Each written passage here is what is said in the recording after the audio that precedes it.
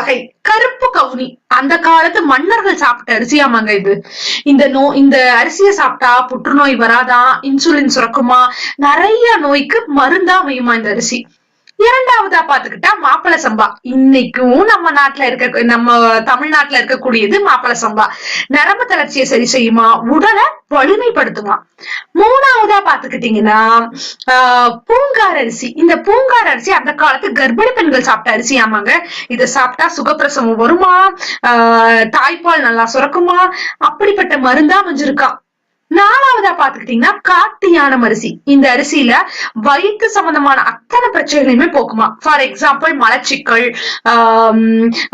சிறுநீர் சம்பந்தப்பட்ட நோய்கள் அந்த மாதிரி போக்குமா.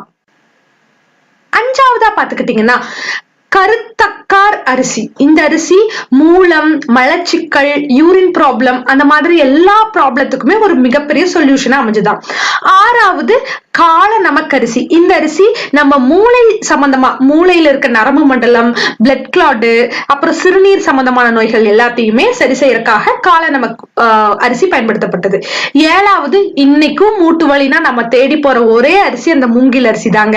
மூட்டு வலி, முழங்கால் வலிக்கு மிக பெரிய மருந்து மூங்கில் அரிசி. எட்டாவதா பாத்துக்கிட்டீங்கன்னா 60ஆம் குருவை அரிசி. இந்த அரிசியில கால்சியம் சத்து மிக அதிகமா இருக்கு.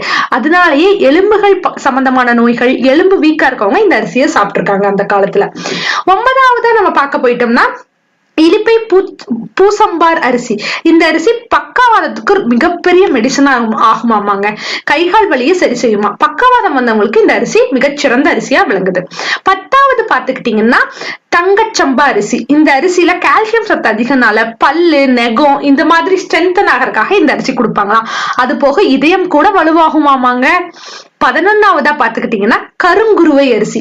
கருங்குருவை அரிசியில நோய் வந்தவங்களுக்கு அதிகமா இந்த அரிசி பயன்படுத்தப்பட்டிருக்கு. அதாவது இழந்து போய் சக்தி இழந்திருப்பாங்களா, அவங்களுக்கு மீட்டு கொண்டு வரக்காக இந்த அரிசி பயன்படுத்தப்பட்டிருக்கு. 12ஆவது கருடன் சம்பா. இது ரத்தம் ரிலேட்டடா, ரத்தம் சுத்திகரிப்பு, பிளட்ல கிளாட் இருக்கு அந்த மாதிரியான பர்சன்ஸ்க்கு இந்த கருடன் சம்பா அரிசி அந்த காலத்துல பயன்படுத்தி இருக்காங்க.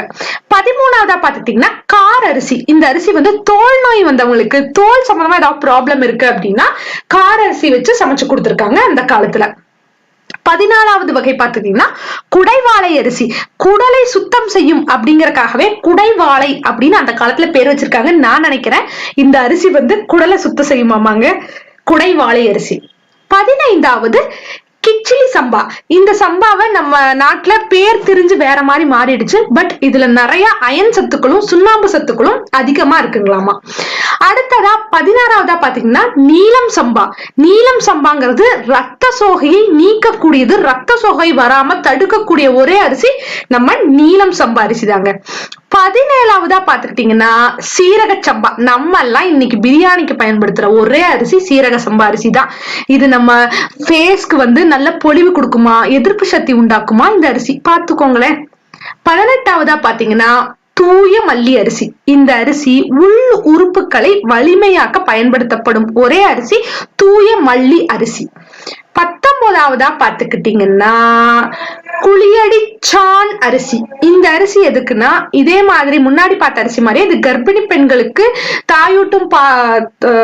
தாய்ப்பால் ஊட்டும் தாய்மார்களுக்கு இந்த அரிசி பயன்படுத்தப்பட்டிருக்கு. 20ஆவதா பாத்தீங்கன்னா சேலம் சன்னா அரிசி.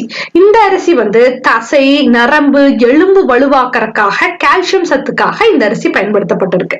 21ஆவதா பாத்தீங்கன்னா பிசினி அரிசி. இது பெண்களுக்கு ரொம்ப நல்ல அரிசி அப்படின்னு சொல்றாங்க. மாதவிடாய் பிரச்சனை, இடுப்பு வலி அந்த மாதிரி சமயங்கள் எல்லாத்துக்குமே இந்த அரிசி சாப்பிட்டா ஒரு மிகப்பெரிய தீர்வா இருக்குமா.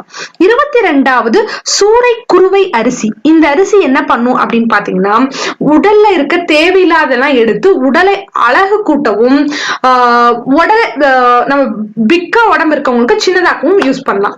அதே மாதிரி 23ஆவதா வாளான் சம்பா அரிசி. இது சுகப்பிரசவம் பெண்களுக்கான அரிசின்னு சொல்றாங்க. 24ஆவதா பாத்துக்கிட்டீங்கன்னா வாடான் சம்பா அரிசி. இது அமைதி, தூக்கம், பிளசண்டா இருக்கணும்னா அந்த காலத்துல வாடான் சம்பா பயன்படுத்தணும் அப்படின்னு சொல்லி நான் கேள்விப்பட்டிருக்கேன்.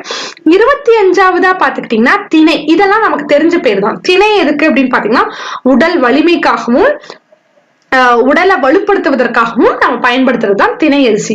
26ஆம் வகை அரிசி என்னன்னு பாத்தீங்கன்னா வரகு. உடல் பருமனை குறைக்கிறதுக்காகவும் மலச்சிக்கலை தடுக்கிறதுக்கு சர்க்கரை அளவுல வச்சுக்கிறதுக்காக நம்ம வரகு பயன்படுத்தணும் அப்படின்னு அந்த காலத்துல நமக்கு சொல்லியிருக்காங்க. 27ஆம் வகை அரிசி பாத்துக்கிட்டீங்கன்னா சாமை. காய்ச்சல் வந்தா சாமக்கஞ்சி குடி அப்படின்னு சொல்லுவாங்க. வயிற்று தொடர்பான நோய்கள் அத்தனையுமே கட்டுப்படுத்துறதுக்காக சாமை அரிசி அந்த காலத்துல பயன்படுத்தப்பட்டிருக்கு. 28வது பாத்தீங்கன்னா குதிரைவாளி. குதிரைவாளி அப்படிங்கிறது எலும்பு சம்பந்தமான கால்சியம் அதிகம் இருக்கு அப்படிங்கிறங்காட்டி எலும்பு சம்பந்தமான பிரச்சனைகள், ரத்த நாளங்கள் ஏற்படும் அடைப்புகளை போக்குறதுக்காக குதிரைவாளி பயன்படுத்தி இருக்காங்க. 29வது பாத்தீங்கன்னா கைக்குத்தல் அரிசி. இதுல ஏகப்பட்ட பயன்கள் இருக்குங்க. புற்றுநோய் வராம தடுக்கும், சிறுநீரக கல்லு, உடல் எடையை குறைக்க எல்லாத்துக்குமே இந்த கைக்குத்தல் அரிசி பயன்படுத்திருக்கு. கடைசியா 30வதா பாத்துக்கிட்டீங்கன்னா சிவப்பு காட்டு அரிசி. இது நம்ம நார்மல் ரெட் ரைஸ், அதாவது சிவப்பரிசியை விட இது சிவப்பு காட்டு அரிசி சக்கரை நோய் அளவை கட்டுக்குள்ள வச்சுக்கிறதுக்கு உதவி இருக்கு.